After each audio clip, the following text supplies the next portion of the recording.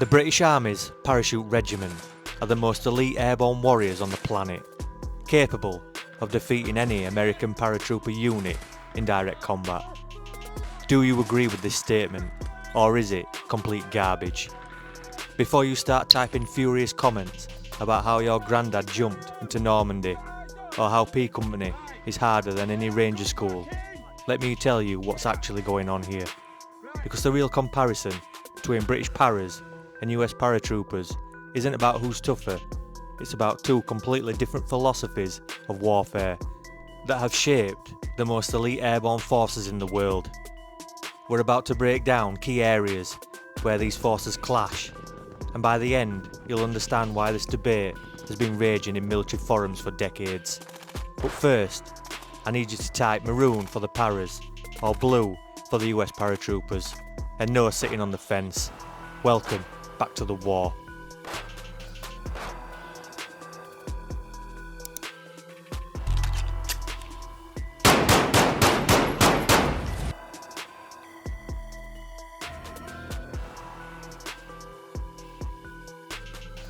So why do people think P Company is one of the hardest military selections in the world? Because they've never actually looked at the numbers. Yes, P Company is brutal. 8 tests over 5 days that can break grown men. The 10-mile march, the Trainasium at 60 feet testing your fear of heights, and the infamous milling, where you spend 60 seconds getting your face rearranged by someone your own size. But here's what the British Army doesn't advertise. P Company isn't actually that selective. It's designed to test whether you can handle parachute training, not whether you're Special Forces material. Compare that to the US Ranger School, a 62-day course with a historical pass rate around 50%, where students lose an average of 20 pounds and operate on minimal sleep while conducting complex military operations. The real difference is that British paras do P Company before they become paratroopers. US soldiers often do Ranger School after they've already proven themselves in airborne units. It's like comparing a driving test to Formula 1 training. But wait, there's something even more controversial about how these units actually train.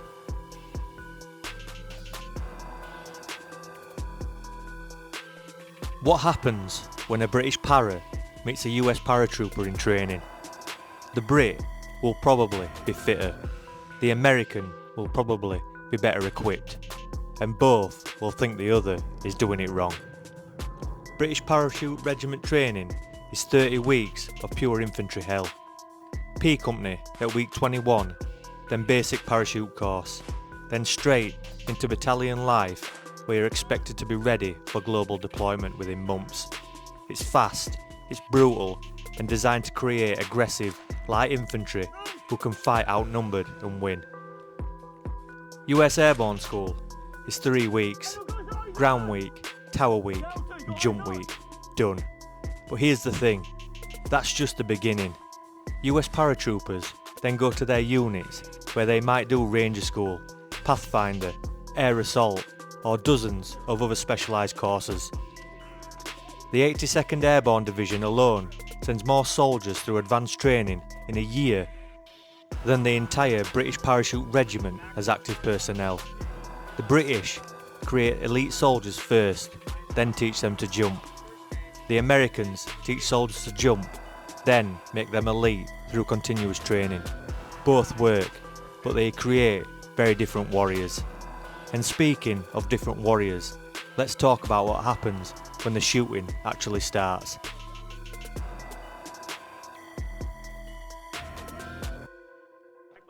Which force has actually proven itself in modern warfare? And this is where fans on both sides lose their minds, because the answer isn't what either wants to hear. British paras have an incredible combat record. Goose Green in the Falklands, where 2 para defeated a force twice their size. Multiple tours in Iraq, where they earned Victoria Crosses and George Crosses. This includes the siege of Musa Kuala, where 3 para were part of the operation. These are all legitimate military achievements against determined enemies. But let's be honest about scale. The entire British Parachute Regiment is roughly 2,000 active soldiers across 3 battalions. There is a 4th battalion made up of reserves. But the US 82nd Airborne Division alone has over 14,000 soldiers. The 101st Airborne Division, which isn't even primarily parachute trained anymore, is 22,000 soldiers. US paratroopers have conducted more combat jumps, fought in more theatres, and deployed more frequently than any airborne force in history. From D-Day to Afghanistan, from Panama to Iraq, American paratroopers have been the tip of the spear for 80 years of continuous warfare. The British Paras are elite infantry who happen to parachute. US paratroopers are a strategic deployment capability that happens to be elite. Both are effective, but they're not really comparable. But here's where it gets really controversial. Let's talk about who's actually tougher.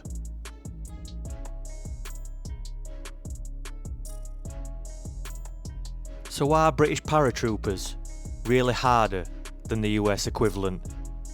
Every military forum on the internet has this debate, and it always goes the same way. British veterans talk about P Company and how Americans couldn't handle it. American veterans talk about Ranger School and multiple combat deployments. Everyone gets angry. No one changes their mind. Both deserve huge respect. But here's the truth. British Paras are most likely individually tougher.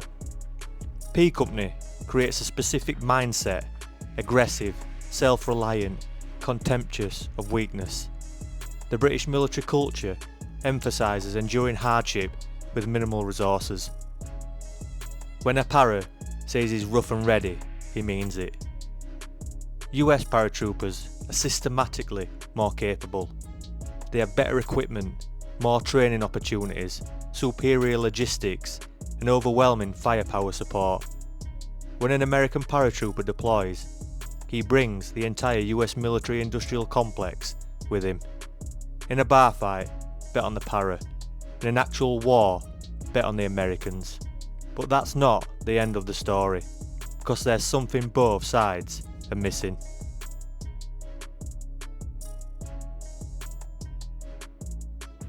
Why does gear matter more than grit? Because modern warfare isn't about who can carry the heaviest burden or punch the hardest. It's about who can put precision firepower on target faster and more accurately than the enemy. British Paras train to fight with what they can carry. Their entire philosophy is built around being light, fast and self-sufficient. They'll march 20 miles with 35 pounds and be ready to fight at the end. That's genuinely impressive. US paratroopers train to fight with what the Air Force can deliver.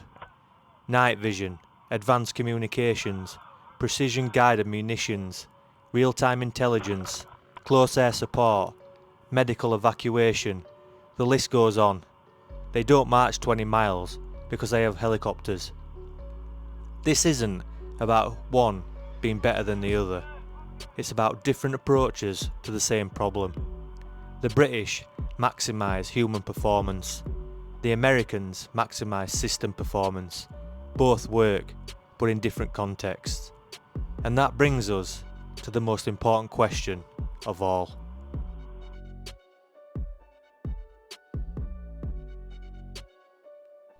What are these forces actually designed to do? This is where the whole comparison falls apart, because British Paras and US paratroopers aren't really doing the same job anymore.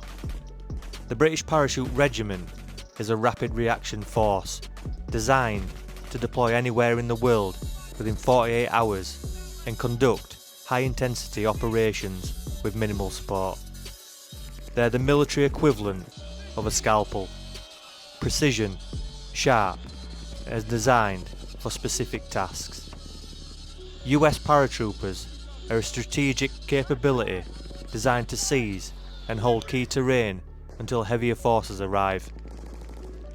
The 82nd Airborne is America's 911 force, ready to deploy anywhere in 18 hours with enough firepower to fight a small war. The 101st Airborne has evolved into an air assault division that uses helicopters instead of parachutes.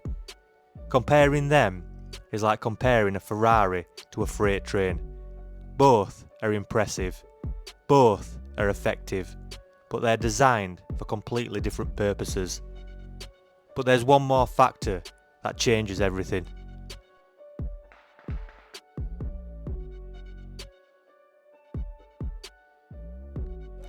So why does size matter in modern warfare? Here's the uncomfortable truth that neither side wants to admit. Individual soldier quality matters less than organisational capability in modern warfare. The entire British Parachute Regiment could fit inside a single US Army brigade. The UK has 3 regular para battalions. The US has multiple airborne divisions, plus Rangers, plus Special Operation Forces, plus air assault units. The scale isn't even comparable.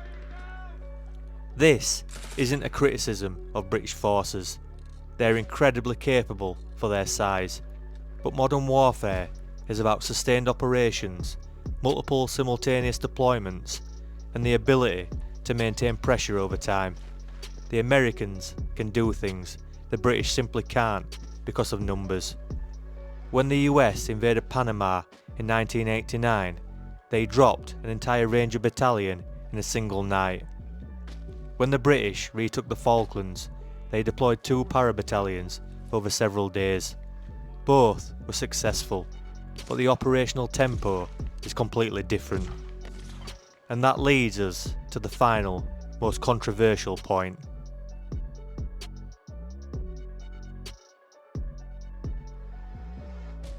So who is actually better? Neither and both, because this entire comparison is based on a false premise. British paras and US paratroopers aren't competitors, they're allies who have fought side by side in every major conflict for the past 80 years.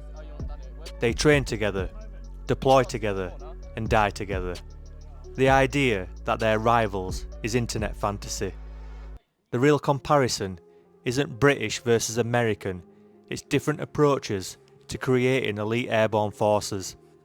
The British focus on individual excellence within resource constraints. The Americans focus on systematic superiority through overwhelming capability.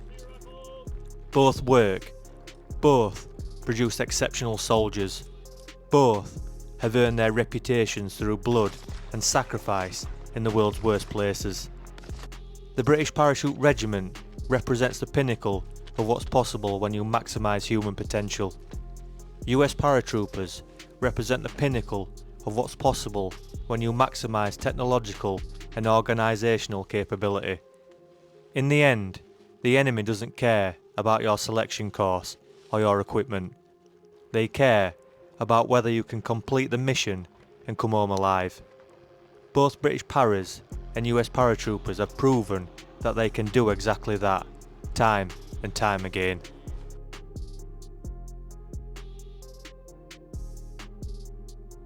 So, the next time someone tells you that British Paras are tougher than US Paratroopers, or that American Rangers would destroy the Parachute Regiment, remind them that the real enemy isn't wearing a different uniform, it's the people trying to kill both of them.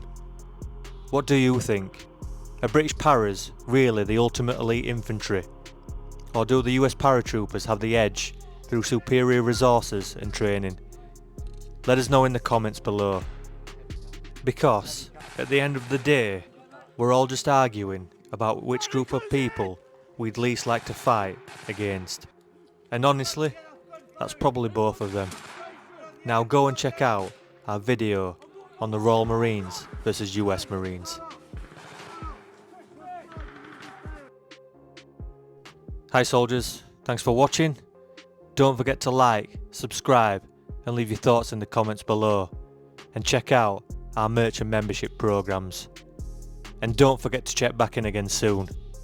That's an order.